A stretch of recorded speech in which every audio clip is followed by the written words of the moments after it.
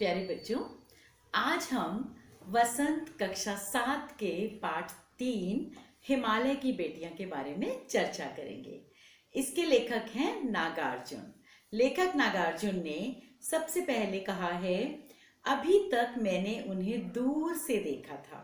बड़ी गंभीर, शांत, अपने आप में खोई हुई सी लगती थी। तो हिमालय से संबंधित हैं और ये लगती थी स्त्रीलिंग का प्रयोग किया है, तो हम समझ ही सकते हैं कि यहाँ पर नदियों की बात की जा रही है। तो लेखक कहते हैं कि अभी तक मुझे ये बहुत ही गंभीर और शांत लगती थी, क्योंकि लेखक ने इन्हें मैदानों में देखा था। तो मैदानों में पानी का जो बहाव होता है, गति होती है, वो थोड़ी कम हो जाती है। तो लेखक को लगता था कि वे बहुत ही गंभीर और शांत है। इस पाठ में लेखक ने नदियों का और प्रकृति का मानवीकरण किया है। ठीक है, अंग्रेजी में हम पर्सोनिफिकेशन कहते हैं। तो नदियों का और प्रकृति का मानवीकरण किया है, उन्हें जीवित मान लिया है। ठीक है, तभी कहा है ना कि गंभीर और शांत प्रतीत होती, क्योंकि गंभीर और शांत तो मनुष्य ही होता है। अब आगे वे कहते हैं, संभ्रांत महिला की भांति वे प्रतीत होती है। संभ्रांत होता है जो सिविलाइज्ड हो, ठीक है, जिसमें उच्छृंखलता ना हो, गंभीर और शांत। उनके प्रति मेरे दिल में आदर और श्रद्धा के भाव थे, क्योंकि वे बहुत चंचल नहीं थी। बहुत चंचल जो होते हैं वो शरारती होते हैं, ये बहुत ही शांत थी, तो इसलिए लेखक के मन में इनके प्रति श्रद्धा के भाव थे। और फिर वो कहते हैं, माँ, दादी, मौसी, मामी की गोद की तरह उनकी धारा में डुबकियां लगाया करता था। जिस तरह से बच्चे अपने माँ, दादी, चाची, नानी, इनकी गोद में खेलते हैं ना, तो ऐसे ही लेखक भी उनकी नदियों की गोद में डुबकियां लगाया करते थे। परंतु इस बार जब मैं हिमालय के कंधे पर चढ़ा, अब देखो जो चोटी है वो हिमालय का शीश है और कंधा चोटी से जरा सा नीचे। तो वो कहते हैं कि तो मैं कुछ और रूप में सामने थी। कौन? नदियां। मैं हैरान था कि यही दुबली पतली गंगा, यही यमुना, यही सतलुज समतल मैदानों में उतरकर विशाल कैसे हो जाती हैं। इनका उछलना, कूदना, खिलखिलाकर लगातार हंसते जाना, यही भावभंगी, इनका उल्लास कहाँ गायब हो जाता है। अब देखो, जहाँ से गंगा यमुना ओरिजिनेट होती हैं, जहाँ से ये उत्पन्न होती हैं, पैदा होती हैं, आपको पता है ना, बर्फ के पिघलने से बनती हैं। तो ऊंचाई से जहाँ से ये शुरुआत होती है नदियों की, वहां पर तो ऊंचाई से गिरती हैं, तो बहुत तेजी से गिरती हैं। तो कवि को, लेखक को ऐसा लगता है जैसे ये छोटी सी बच्चियां हों और वहां पर बहुत तेजी से शरारती से खेल रही हों, शरारत कर रही हों। और वो बड़े हैरान होते हैं कि जब मैदानों में आते हैं तब उनकी ये चंचलता कहाँ गायब हो जाती है। फिर आगे कहते हैं, किसी लड़की को जब मैं देखता हूँ, यहाँ पर क्योंकि नदियों की बात हो रही है तो इसलिए लेखक ने लड़की कहा है, लड़का भी हो सकता है। किसी कली पर जब मेरा ध्यान अटक जाता है तब भी इतना कौतूहल और विस्मय नहीं होता। कौतूहल होता है कुछ जानने की इच्छा, और विस्मय क्या होता है? हैरानी। तो लेखक को कली को देखकर हैरानी क्यों होती थी? क्योंकि आपको भी होती होगी कि कली एकदम बंद होती है, फिर हैरानी नहीं होती है देख के कि किस तरह से इसके अंदर से फूल निकल आता है ना। जब उसको हवा, पानी, सूरज की रोशनी मिलती है तो कली जो है वो फूल बन जाती है। तो ये विस्मय का विषय तो है ही ना, हैरानी तो होती है देखकर। इसी तरह से लेखक को भी हैरानी होती थी, छोटे बच्चों को देखकर भी हैरानी होती है कि कैसे बड़े हो जाते हैं एकदम से, है ना, धीरे धीरे करके बड़े होते हैं। लेकिन हमें ऐसे लगता है कि अरे कल तो ये बहुत छोटा सा था, आज लग रहा है जैसे बड़ा हो गया हो। तो लेखक को उनको देखकर जो हैरानी होती थी, उससे भी कहीं ज्यादा हैरानी उसे नदियों को देखकर होती थी कि ये ऊपर जब हिमालय से निकलती हैं तब तो ये बहुत शरारती होती हैं, लेकिन नीचे मैदानों में आकर ये शांत कैसे हो जाती हैं। ऐसा लेखक को, ये चीज लेखक को हैरान कर जाती है। फिर लेखक कहते हैं, कहाँ भागी जा रही हैं ये वह कौन सा लक्ष्य है जिसने इन्हें बेचैन कर रखा है। अपने पिता का विराट प्रेम, अब हिमालय को नदियों का पिता बना दिया है और कहा है कि वो इनसे बहुत प्रेम करता है। विराट प्रेम पाकर भी इनका हृदय अतृप्त ही रह गया है। अब अतृप्त मतलब जिसकी इच्छा पूरी ना हुई हो।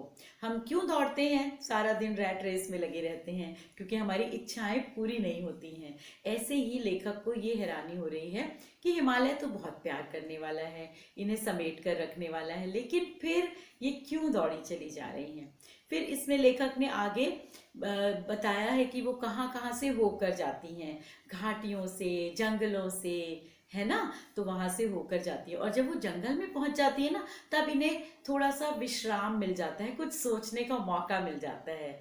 जैसे हम आजकल घर पे बैठे हैं तो हमें अपने बारे में, अपने पिछले जीवन, अगले जीवन, भविष्य के लिए क्या योजनाएं बनानी है, इन सब बातों के बारे में हमें मौका मिल गया है ना। इसी तरह से जब नदियां जंगल में पहुंचती हैं तो जंगल के जो पेड़ हैं उनकी गति को थोड़ा सा रोक देते हैं ना, तो मानो वे वहां पर विचार करने लगती हैं, थोड़ी सी रुक जाती हैं।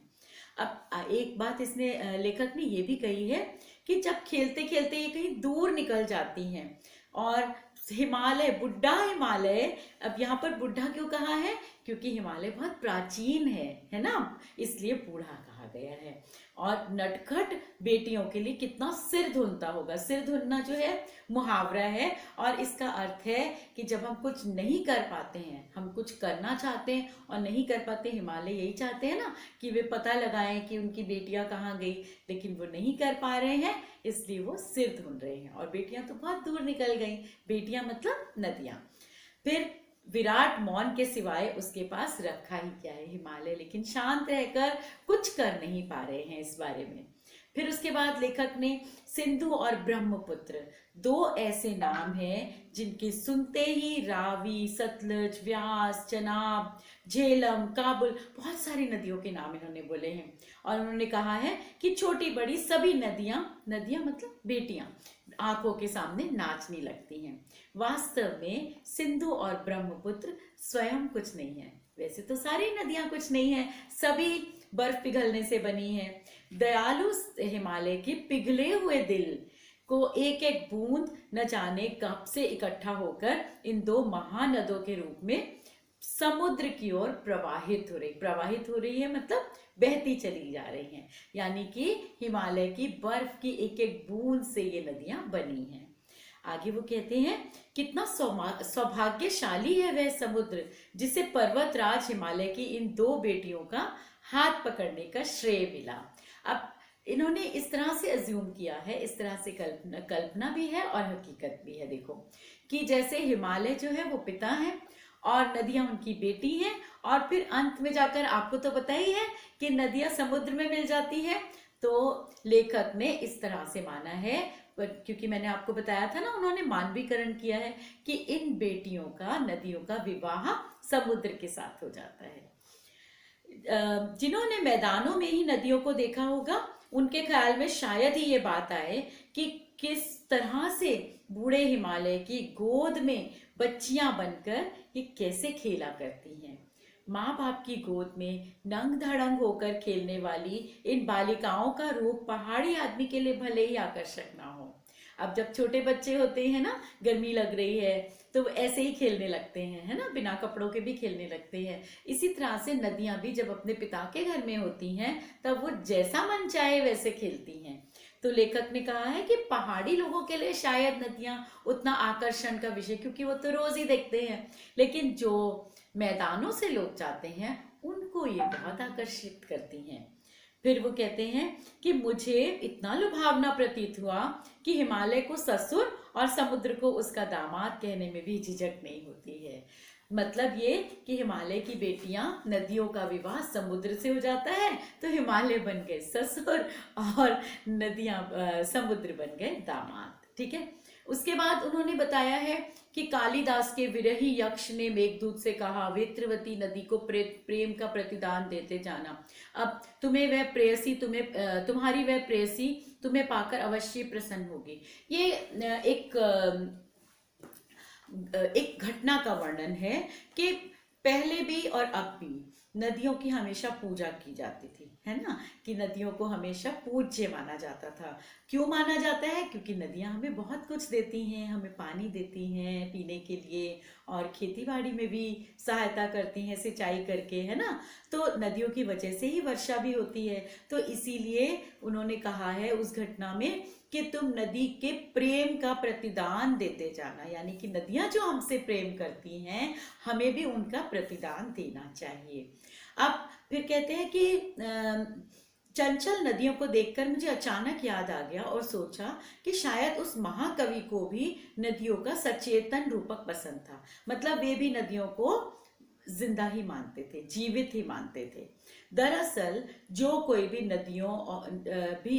भी कोई नदियों को पहाड़ी घाटियों, समतल आंगनों के मैदानों में जुदा जुदा शक्लों में देखेगा, वह इसी नतीजे पर पहुंचेगा। क्योंकि पहाड़ों पर कैसा होता है, चंचल होती हैं, छोटे बच्चे की तरह से, फिर मैदानों में आकर थोड़ी शांत हो जाती हैं, जैसे कि वो अब थोड़ी सी परिपक्व हो गई हैं, मैच्योर हो गई हैं, और अंत में समुद्र से मिल जाती हैं। काका कालेलकर ने नदियों को लोक माता कहा। ये जानना बहुत महत्वपूर्ण है बेटा कि लोक माता क्यों कहा है। लोक माता इसलिए कहा है, लोक माता का अर्थ है लोगों की माता, अर्थात लेखक ने कहा है कि वे लोगों की माता है। क्यों लेखक ने नहीं, काका कालेलकर ने क्यों कहा है? क्योंकि नदियां सिंचाई करती हैं, सिंचाई में सहायता देती है, सिंचाई मतलब इरिगेशन, और उससे प्लांट्स होते हैं, फिर उन प्लांट्स को हम खाते हैं, वेजिटेशंस को हम खाते हैं, और सब्जियां, फल, है ना, सब पानी की वजह से तो होती हैं। और वो पानी हमें कौन प्रदान करता है? नदियां। तो इसलिए जिस तरह से माँ हमारा पालन पोषण करती है, ऐसे ही नदियां भी हमारा पालन पोषण करती हैं। अब आगे देखो, ये कहते हैं अगर हम इनसे प्रेयसी का भाव करें तो कैसा रहेगा। प्रेयसी होती है मित्र, तो वो कहते हैं अगर हम उन्हें मित्र तो हैं ही हमारे, क्योंकि वो हमारी इतनी सहायता करती हैं। और बहन का स्थान कितने कवियों ने इन नदियों को दिया है। तो कहते हैं एक बार मैं, तिब्बत की बात है ये, कि एक बार उनका मन उचट गया था, मन नहीं लग रहा था किसी चीज में, तबीयत उनकी ढीली थी, और वो कहते हैं सतलज के किनारे जाकर मैं बैठ गया। दोपहर का समय था और पैर उसमें लटका दिए, पांव अपने नदी में लटका दिए। अब पानी के बहाव से प्रगतिशील जल ने ऐसा असर डाला कि तन और मन ताजा हो गया। ये क्रियाकलाप तो हम भी कर सकते हैं, है ना। कभी भी आपका मन नहीं लग रहा हो तो एक टब में पानी लेना, जब हम नदी के किनारे जाएंगे तब हम असली वाला क्रियाकलाप करेंगे। लेकिन अभी हम क्या करेंगे, टब में पानी लेंगे और उसमें पैर डाल के बैठ जाएंगे और देखेंगे कि हमारे मन पे क्या प्रभाव पड़ रहा है, ठीक है। और वहां पर तो प्रगतिशील है, तो उनके ब्लड सर्कुलेशन ठीक हो गया, उनका मन ताजा हो गया। तो उन्होंने देखो छोटी सी क्या पंक्तियां लिख दी हैं, जय हो सतलज बहन तुम्हारी, लीला अचरज बहन तुम्हारी, हुआ मुदित मन खटा कुमारी। मतलब हे सतलज बहन तुम्हारी जय हो। जैसे बहन होती है ना बेटा, जब हमारा मन नहीं लग रहा होता है तो हमारी बहन या भाई हमारे पास आते हैं, हमारा मन लगाने की कोशिश करते हैं, हमसे प्यार की दो बातें करते हैं, शरारत करते हैं, तो हमें अच्छा लगता है। ऐसे ही लेखक को सतलज नदी के किनारे बैठकर मन उनका अच्छा हो गया था, ठीक है। तो इसी के साथ ही हम पाठ समाप्त करते हैं और प्रश्नोत्तर एक बार जल्दी से देख लेते हैं। नदियों को मां मानने की परंपरा हमारे यहाँ काफी पुरानी है, लेकिन लेखक नागार्जुन उन्हें और किन रूपों में देखते हैं, तो वो संभ्रांत महिला के रूप में देखते हैं। फिर उन्होंने मामी, चाची, काकी के रूप में भी देखा, बहन के रूप में देखा। फिर उन्होंने हमें बताया कि लोक माता के रूप में भी देख सकते हैं, हम प्रेयसी के रूप में भी देख सकते हैं, है ना। तो ये सारे आपको लिखने होंगे इसमें। फिर सिंधु और ब्रह्मपुत्र की क्या विशेषताएं हैं। ये बहुत महान नदियां हैं, बहुत विशाल नदियां हैं, बर्फ के पिघलने से बनी है ना। इनमें कई छोटी बड़ी नदियां मिलती हैं, तो ये इनकी विशेषताएं हो गई। और काका कालेलकर ने नदियों को लोकमाता क्यों कहा है, वो तो मैंने आपको भी समझा दिया था। और हिमालय की यात्रा में लेखक ने किन किन की प्रशंसा की है, तो आपको जो जो इसमें रास्ते में, नदी के रास्ते में जो जो चीजें आई हैं, पहाड़, घाटियां और जंगल, है ना, और हरी भरी घाटियां, सरसब्ज उपत्यकाएं लिखा है इसमें, है ना। कुछ कुछ शब्द जो हैं वो तत्सम शब्द हैं, मुश्किल शब्द हैं, तो उनके अर्थ हम एक बार जरूर चर्चा करेंगे, ठीक है। तो आज आशा करती हूँ आपको अच्छे से समझ में आ गया होगा। अगर आपको कहीं भी कोई शंका या संदेह है तो आप मुझे लिखकर भेज सकते